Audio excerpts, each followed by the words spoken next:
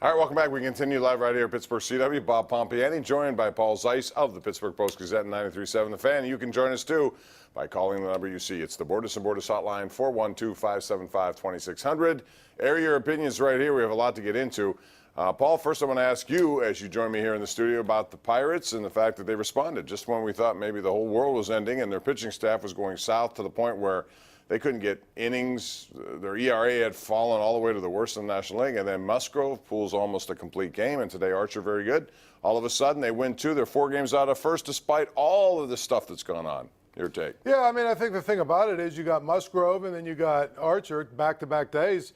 Gave you the kind of starts that you expect those two to give you. And that's what you need from those two guys, especially right now with Williams and Tyon. Those are supposed to be the two guys that carry the water. Now, the interesting thing is your next 3 days, you've got Brault, Lyles, and Rookie Davis.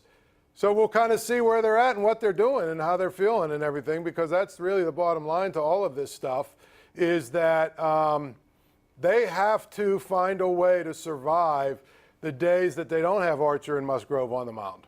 So Dallas Keuchel goes reportedly to Atlanta. Craig Kimbrell goes yesterday to the Cubs. I still think the Pirates were in need, more so than any of these teams, of pitching help.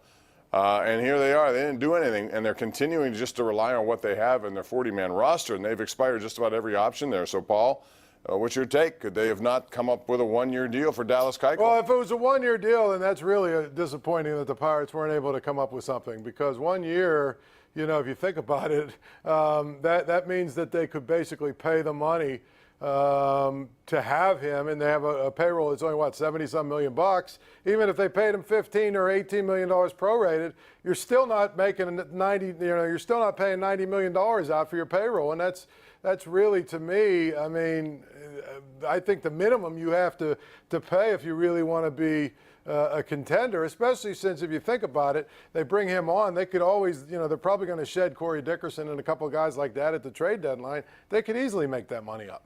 412-575-2600. We have a lot of people coming up, so let's get right to it. We'll begin with Larry in Newcastle, who kicks us off here tonight. Hey, Larry, how are you? Good. How are you, Bob? Good, thanks. Hey, the question I have, and I want some thought about this, is the baseball juiced up this year really something or another? Because you see all these scores, 10, 12, 8 runs a game. There have been more home runs, and I looked at the stats, like almost 2 decades worth. I don't know. I don't know if the baseball is that way. I don't know if the pitching is that bad. I don't know if players are juiced. Bottom line is there's a lot of home runs. There's also a lot of strikeouts. Thank you for the call, Larry. Paul, what's your take? A lot of runs being scored. A lot of runs. Just bad pitching. That tells me it's bad pitching, because it's not all home runs. It's, I mean, there's just a lot of runs being scored in these games. I mean, maybe we're biased because we're watching the Pirates and it seems like all of their games are, you know, 8-3 or something, but that's the way it looks. Yeah, I mean, the pitching is bad generally. You look around, and it's hard for me to imagine how so many teams can't get guys to go past 5 or 6 innings. It's not just the Pirates. If you look around the league, you'll see struggles all the time. I don't know if owners are protecting, you know, their investments. They don't want guys to be stretched out or whatever the case, but this is a far cry from what it was even 10 years ago, to be honest. Yeah, no, absolutely. I mean, I think, you know, there's a lot of factors and a lot of variables, but, you know, to me, watered down pitching is probably the number one. Will in McKees Rocks joins us right now on the Sports Call here on Pittsburgh CW. Hey, Will. Hey, guys. How are you tonight? Good, and you? I'm good, thanks. A little frustrated that we didn't go after Keuchel. The Braves just got him for $13 million for 1 year. Right, now, that's pretty much a prorated version of what he was looking for, 18 or 19, and you know, so you cut $5 million off of that because the season's well into it. So that's a number I could live with, right? I mean, you could, absolutely. Sure. It's not our money anyway. I would love to know the excuse why Huntington did not go after him after the draft is over. Now, I understand I want to give up a number 1 pick. Fine. That's all well and good. But that has since passed. Mm-hmm. What is their excuse now, not trying to make this team any better? It's just money, I would imagine, right? Thanks for the call. Well, there is no excuse. It doesn't cost anything except the money you're going to pay for the rest of this season.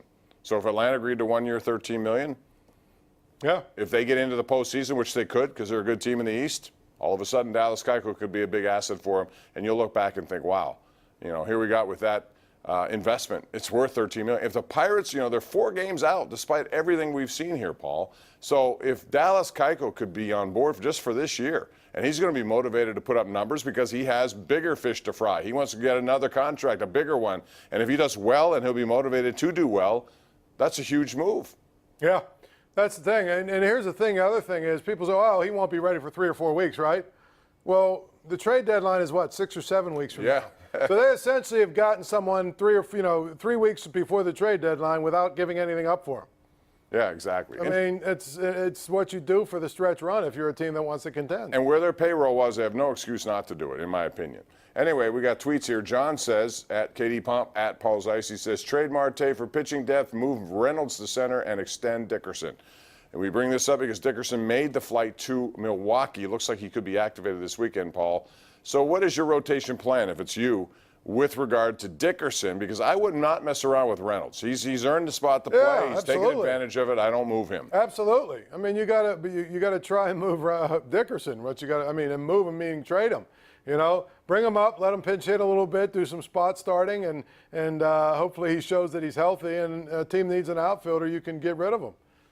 We're going out to Uniontown now, and Mr. Chuck's on the line. Hey, Chuck. Yeah, Bob, Paul, thanks. Once again, you're absolutely. The only explanation for all of this is that the man on top is not committed to winning a championship. That's all. There is no other explanation. You said it well. You know, there's no matter how thin you slice it, it's still baloney. The bottom line is that they don't want to pay. They're not interested in winning a championship because there's innumerable times when we've come to junctures like this where all it takes is not, you don't even have to outlay a lot of money. Just make the common sense move, and they won't do it. It's not that they can't, they won't. Thanks, Chuck. Appreciate it. You said it, and that's how I feel. I felt like, thanks, Chuck, when it was a first-round pick attached. I understood that. They didn't want to give up a first-round pick. Then it became a 57th pick for them. Then I said, wait a minute, that's worth giving up if you have to get. Now it was nothing. It was just the money. So to me, there is no excuse. Yeah. It's just they didn't want to pay the money. They didn't have to give anything up, and to me, they've got a low enough payroll that they should have been able to go out and make a deal. All right, back to the lines we go. We got Clint in Altoona who wants to talk some NBA. Hey, Clint. Hey, how you guys doing? Good. Yeah, thanks for taking a call on the NBA. I know, Bob, I enjoy talking basketball with you, but watching that game last night, Toronto, I know you probably picked Golden State to win, but I did. You know, obviously the Klay Thompson issue, and you know they said, well, they missed his 20-some points, but he's also a great defender as well. They missed that. I mean, but it seemed like Toronto is like sort of a mini version, but not quite as good version as Golden State because when they're hitting their threes, I mean, I don't know who can beat them. And then you have an unassuming guy that might be the best player I've ever seen that's so quiet. Like I said, unassuming is Kawhi Leonard, and they can't seem to stop him. I mean, they're in trouble. I think if Durant and Klay Thompson can't go or else maybe have limited time tomorrow night and get out 3-1, I can't see even Golden State winning 3 in a row. Yeah, thanks, Clint. It's not just those two. It's Looney as well. Kayvon Looney has been real good for them. They're 3 guys. I think Klay will play. I don't know about Durant, but I think if Klay plays, it's a different sounds like game. Durant is out for the series. Yeah. It sounds like to me. You know what? I think the thing about it is if they're just, you know, they could come back from 3-1. I mean, they're good enough to do that, and they've got that championship pedigree. But the thing about it is Toronto's a tough team to play against, and I don't think Toronto's going anywhere. So I do agree if Toronto goes up 3-1, it's going to be a really difficult task for Golden State. No, there's no question about that. The way they're playing and they're getting production, and everybody forgets when they made that Kawhi Leonard deal that Danny Green was a part of it. And at the time, people didn't realize what Danny Green was. He's a good defender, but man, when he gets hot from the outside, Paul, he's a difference maker. He's a guy who hits, I think, 6 threes of their 18 last night. That's a hard combination to beat. So I still like Golden State. Yeah, I still think they're a better team. I do too. You know, especially I think if Klay Thompson comes back, I think they're the better team. We're due for a break. We'll take it. George, Rick, Pete, you're all coming up. Your calls are next right here on Pittsburgh CW.